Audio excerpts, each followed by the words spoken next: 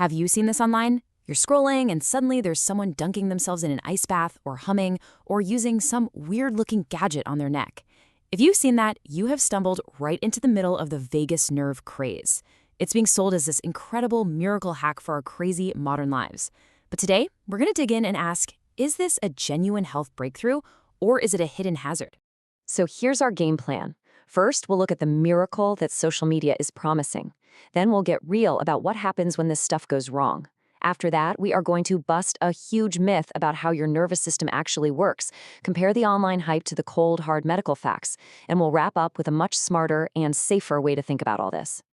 All right, let's jump right in. Part 1, the social media miracle. You know what this is all about. It's that super tempting promise of a simple, quick fix for the stress that, let's be honest, pretty much all of us are feeling these days. Yeah, I'm willing to bet this slide looks pretty familiar. You've got influencers, health gurus, they're all over these techniques, right?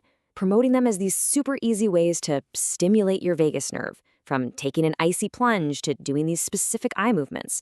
This stuff is all over our feeds. Now, what's so fascinating here is how this is all framed. They're not just selling a little bit of stress relief. Oh no, it is marketed as a literal reset button for everything. Anxiety, bad sleep, chronic inflammation, you name it. And in this burnout culture we're living in, who wouldn't want to believe in a magic button like that? But what if it's not that simple? What happens when these supposed miracle cures actually make things a whole lot worse? And that, my friends, brings us to our second section, when wellness goes wrong.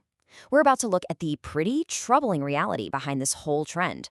This quote just perfectly captures a sentiment that osteopath Tom Meyers, whose work we're exploring today, hears constantly from his patients. They come to him totally frustrated, thinking they're the problem, that they've failed because some supposedly easy hack left them feeling awful instead of amazing. And this slide just lays out the massive disconnect. People are expecting less stress, but what do many of them get? More anxiety. They're chasing better sleep and an improved mood, but for some, especially people dealing with chronic conditions like long COVID or severe burnout, the reality is their symptoms get so much worse, they can end up stuck in bed for days. In fact, this problem is so widespread that Meyers says he can count the number of chronic patients who have actually gotten better from these techniques on one hand. Just one. For the overwhelming majority, these popular hacks just throw their system even more out of whack. So why? Why does it backfire so often? Well, to get that, we have to fix a huge misunderstanding, and that takes us to our next section. This is not a simple seesaw. This is it. This is the big question, right? If the vagus nerve is so important for helping us chill out and recover, why doesn't poking at it always do what social media promises it will? Okay, so the popular idea, the one you see everywhere, is that our nervous system is just like a seesaw. On one side, you've got your fight or flight system, that's the gas pedal. On the other, you have your rest and digest system, that's the brake. The thinking goes, you just have to stomp on the brake to make the gas pedal ease up. Simple. But the reality? Oh, it is so much more complex. First off, the vagus nerve is just one single part of a huge, sprawling network. Second, your system is not a seesaw. Slamming the rest brake does not automatically mean the stress engine quiets down.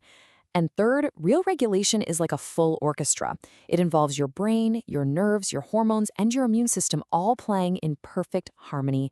The source material gives us the absolute perfect analogy for this. Trying to fix your entire system just by stimulating the vagus nerve, it's like trying to fix a power outage across an entire city block by just jamming a screwdriver into one blown fuse. You're completely missing the complexity of the whole grid. Now hold on. This does not mean vagus stimulation is complete nonsense. Not at all. There is a very real, very legitimate medical use for it. But it is absolutely critical to separate the online hype from the clinical reality. And that's our next section, hype versus medical reality. Just look at this table. The difference is night and day. The social media trend is for general wellness, right? Using do-it-yourself hacks with absolutely no medical supervision, all for a quick fix. Clinical vagus nerve stimulation, or VNS, is for very specific, very serious conditions like epilepsy that doesn't respond to other treatments. It involves a device that's surgically implanted, a team of doctors watching you, and the goal is long-term management. These are two completely different universes. Okay, so if just forcefully stimulating your system is often the wrong move, what's the right one? Our final section gives us a much better way to think about this. It's about regulation over stimulation. Here is the absolute key idea. When your body is already in a state of chronic stress, when it's just totally overloaded, it can't really tell the difference between a real threat and a signal to relax.